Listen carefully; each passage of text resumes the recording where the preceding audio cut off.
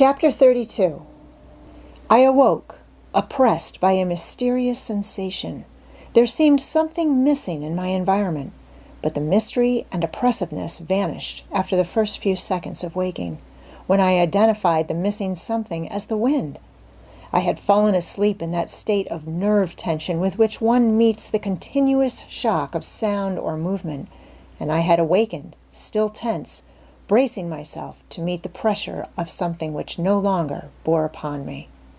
It was the first night I had spent under cover in several months, and I lay luxuriously for some minutes under my blankets, for once not wet with fog or spray, analyzing, first, the effect produced upon me by the cessation of the wind, and next, the joy which was mine from resting on the mattress made by Maud's hands.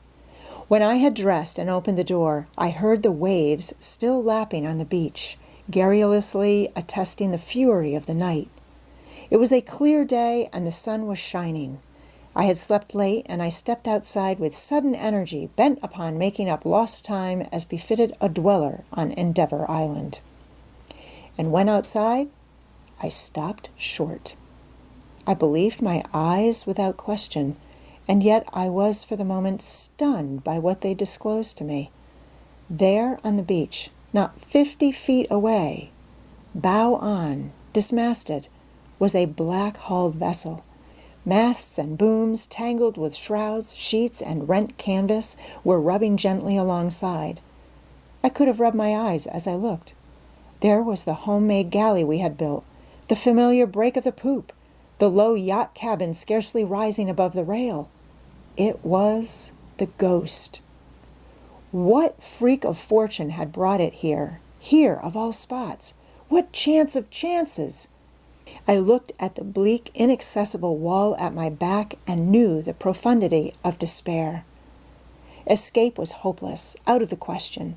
I thought of Maud, asleep there in the hut we had reared. I remembered her, "Good night, Humphrey."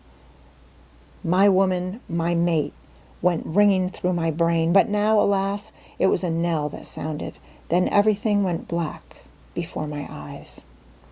Possibly it was the fraction of a second, but I had no knowledge of how long an interval had lapsed before I was myself again. There lay the Ghost, bow on to the beach, her splintered bowsprit projecting over the sand, her tangled spars rubbing against her side to the lift of the crooning waves. Something must be done, must be done.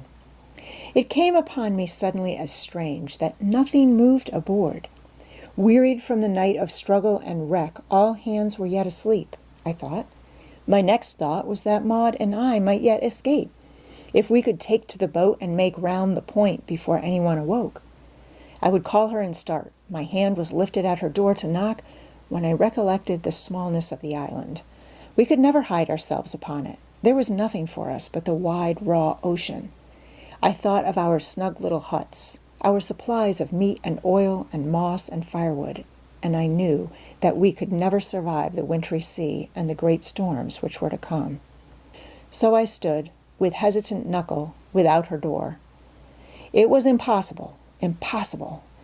A wild thought of rushing in and killing her as she slept rose in my mind, and then in a flash the better solution came to me. All hands were asleep.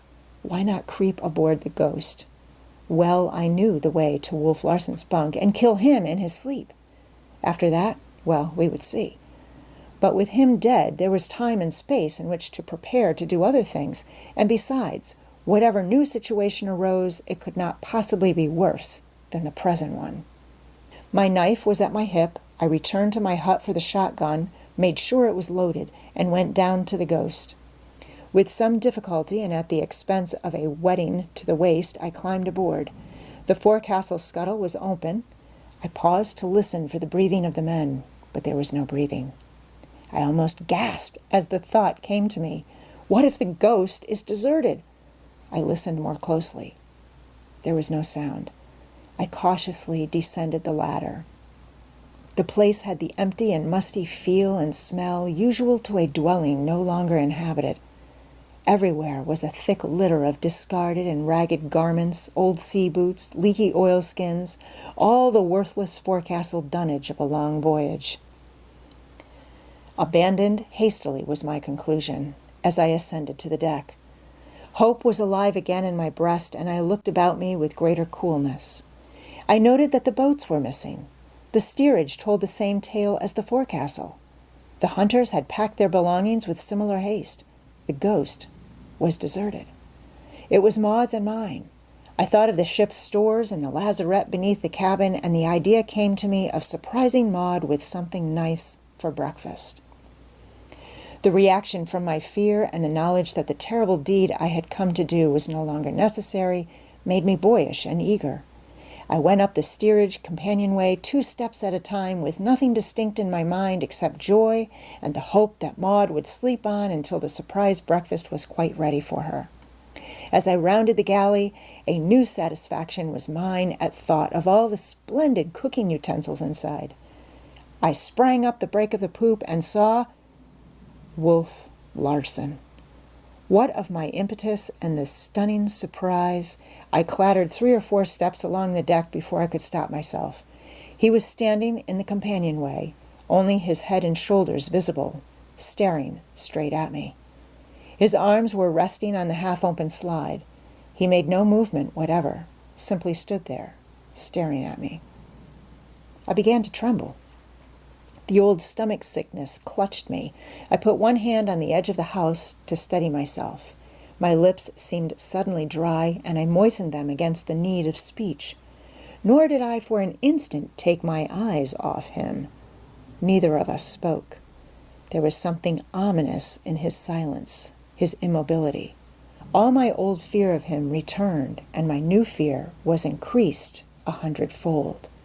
And still we stood, the pair of us, staring at each other. I was aware of the demand for action, and my old helplessness strong upon me. I was waiting for him to take the initiative. Then, as the moments went by, it came to me that the situation was analogous to the one in which I had approached the long-maned bull. My intention of clubbing obscured by fear until it became a desire to make him run. So it was at last impressed upon me that I was there, not to have Wolf Larson take the initiative, but to take it myself. I cocked both barrels and leveled the shotgun at him. Had he moved, attempted to drop down the companionway, I know I would have shot him. But he stood motionless and staring as before. And as I faced him, with leveled gun shaking in my hands, I had time to note the worn and haggard appearance of his face. It was as if some strong anxiety had wasted it. The cheeks were sunken, and there was a wearied, puckered expression on the brow. And it seemed to me that his eyes were strange. Not only the expression, but the physical seeming, as though the optic nerves and supporting muscles had suffered strain and slightly twisted the eyeballs. All this I saw, and my brain now working rapidly. I thought 1,000 thoughts, and yet I could not pull the triggers. I lowered the gun and stepped to the corner of the cabin, primarily to relieve the tension on my nerves and to make a new start, and incidentally to be closer. Again, I raised the gun. He was almost at arm's length. There was no hope for him. I was resolved. There was no possible chance of missing him, no matter how poor my marksmanship. And yet I wrestled with myself and could not pull the triggers. "Well?" he demanded impatiently. I strove vainly to force my fingers down on the triggers, and vainly I strove to say something. "Why don't you shoot?" he asked. I cleared my throat of a huskiness which prevented speech. "Hump," he said slowly, "you can't do it. You are not exactly afraid. You are impotent. Your conventional morality is stronger than you. You are the slave to the opinions which have credence among the people you have known and have read about. Their code has been drummed into your head from the time you lisped, and in spite of your philosophy and of what I have taught you, it won't let you kill an unarmed, unresisting man." "I know it," I said hoarsely. "And you know that I would kill an unarmed man as readily as I would smoke a cigar," he went on. "You know me for what I am, my worth in the world by your standard.